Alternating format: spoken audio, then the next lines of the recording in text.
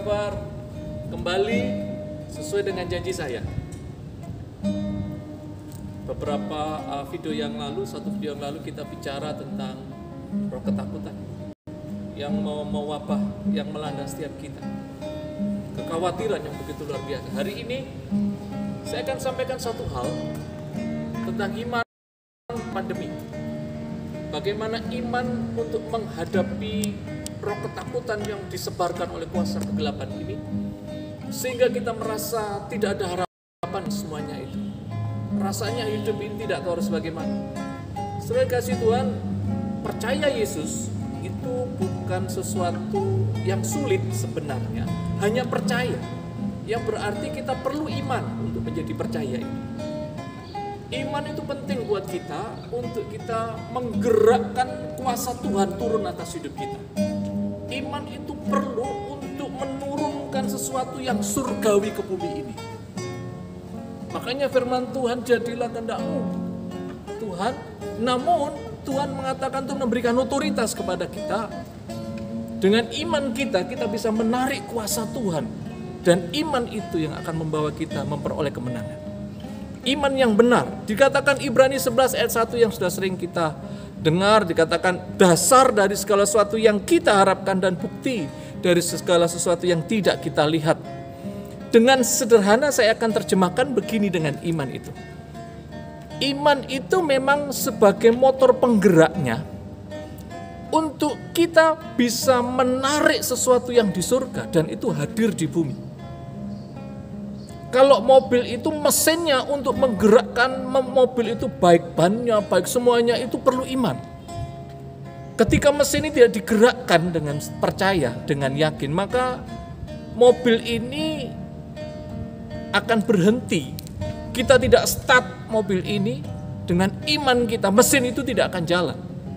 Begitu juga kita, di dalam situasi ini kita perlu iman.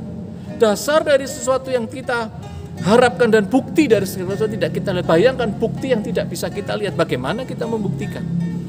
Saudara dikasih Tuhan, iman itu sederhana sebenarnya, tidak sulit. Saya terjemahkan mudah saja daripada kita sulit. Iman itu ada beberapa hal. Pertama, dengan kata percaya. Saudara, kita sebagai orang percaya Kristus, kita sudah percaya Yesus. Yes, aku sudah percaya. Nah, namun iman kita belum bangkit. Kalau hanya percaya saja kurang sebenarnya. Nah, iman itu bukan hanya percaya. Kata kedua dari iman adalah mempercayai.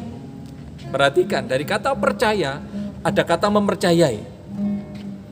Dan yang ketiga, iman itu bukan hanya percaya, mempercayai, tapi mempercayakan. Saya terjemahkan, saya akan jelaskan dengan iman. Pertama, iman itu harus percaya. Percaya kepada Yesus sebagai Tuhan dan Juru Selamat. Sudah, setiap orang pasti percaya. Setiap orang Kristen pasti percaya bahwa Yesus adalah Tuhan.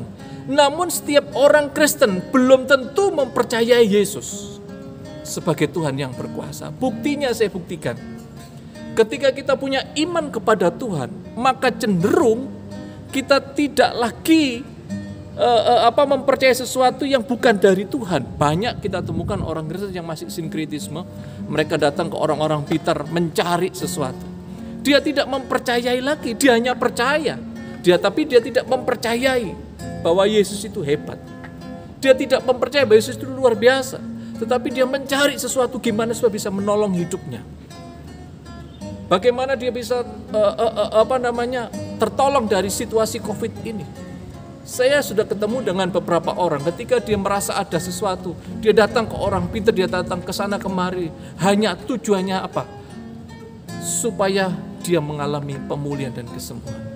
Sudah dikasih Tuhan, bukan hanya percaya sebagai orang Kristen, tapi perlu mempercayai bahwa Yesus adalah Tuhan.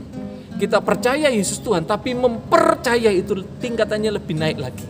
Dengan kata percaya, kemudian mempercayai. Dan yang ketiga, mempercayakan. Apa yang kita percayakan? Yang kita percayakan adalah hidup kita kepada Yesus. Apapun masalahmu, Tuhan, aku mempercayakan masalah ini ke dalam tangan-Mu. Di samping kita berusaha, bukan hanya mempercayakan, kita berusaha.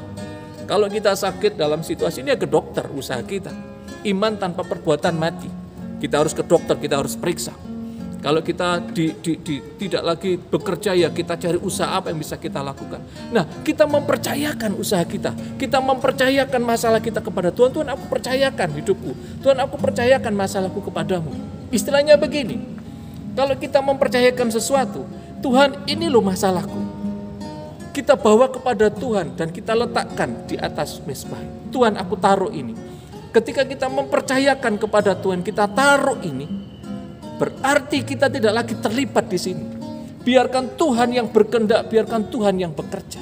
Nah, seringkali kita tidak mempercayakan. Kita hanya mempercayai bahwa Yesus itu sanggup menolong, tapi tidak pernah mempercayakan kepada Tuhan.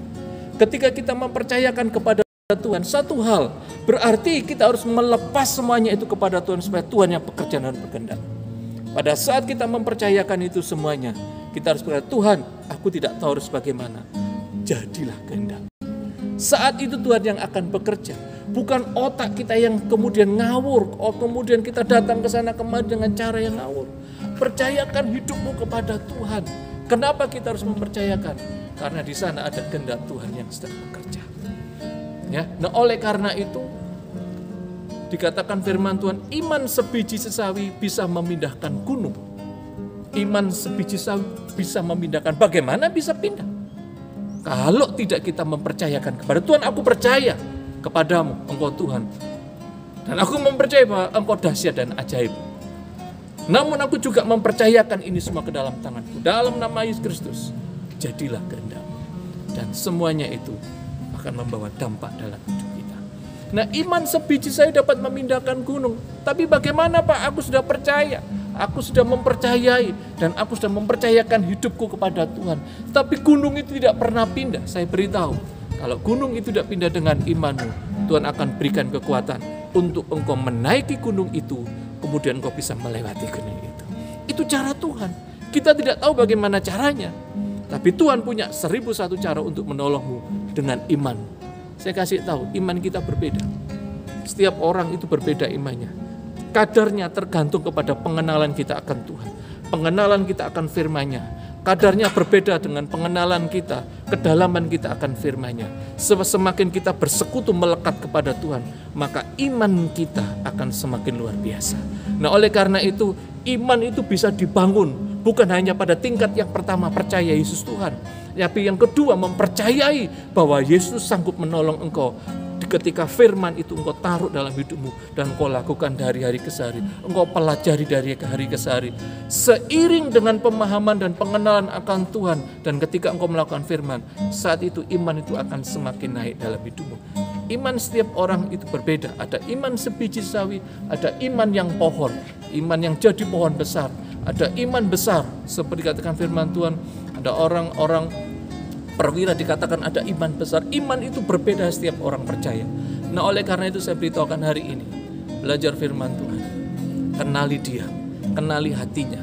Seiring dengan engkau mengenal Dia semakin dekat, imanmu juga akan bertumbuh. Maka ketika imanmu bertumbuh, iman itu yang akan menarik suasana surgawi dalam hidupmu. Sehingga ketika engkau menghadapi kenyataan ini, pandemi COVID ini, engkau tidak menjadi khawatir. Tetapi engkau akan tetap berjalan bersama dengan Dia. Dan engkau akan berkata, Tuhan, aku percaya, mempercayai dan mempercayakan hidupku dalam tangan-Mu. Pasti hidupmu akan menerima kebaikan daripada Tuhan. Itu yang harus kita bangun hari ini. Bukan hanya kita percaya kepada Tuhan, tapi naikkan, mulai mempercayai. Belajar firman terus-menerus, ajar firman, belajar sampai temukan rahasia firman. Lakukan dari hari ke hari sampai imanmu meningkat. Pada tingkatan engkau mempercayakan hidup, maka tidak ada kekhawatiran, roh ketakutan dapat kita kalahkan, dan engkau menjadi pemenang. Dan apapun yang terjadi dengan situasimu, engkau yang belum bekerja, engkau yang hari ini dikeluarkan dari pekerjaan, engkau yang sedang mengalami sakit COVID. Saya melihat baik itu banyak orang COVID, banyak orang yang sedang hari-hari ini sakit COVID, yang telepon minta didoakan. Saya kasih tahu mereka, jangan putus asa, engkau punya Tuhan hebat. Percayakan hidupmu kepada Tuhan situasi COVID ini. Karena COVID ini tidak ada obatnya. Tetapi ketika engkau mempercayakan Tuhan, aku percayakan hidupku. Aku yang sedang sakit ini, hidupku Tuhan ke dalam tangan-Mu. Aku yakin engkau bekerja dan berkehendak atas hidupku. maka Tuhan yang akan membawa kita ke dalam kebaikan. Oleh karena itu, jangan menjadi takut dan khawatir, tapi bangun imanmu. Bukan hanya tingkat yang pertama percaya, mempercayai dan mempercayakan. Tingkat yang terakhir ini yang paling susah, karena akal manusia itu lebih mudah berpikir, diberi akal tapi tidak lagi berani mempercayakan hidup kepada Tuhan. Oleh karena itu, bila hari ini, percayalah hari ini, percayai Yesus sanggup menolongmu dan percayakan hidupmu kepada Tuhan, maka ada solusi buatmu. Tuhan Yesus memberkati. Salam Pena.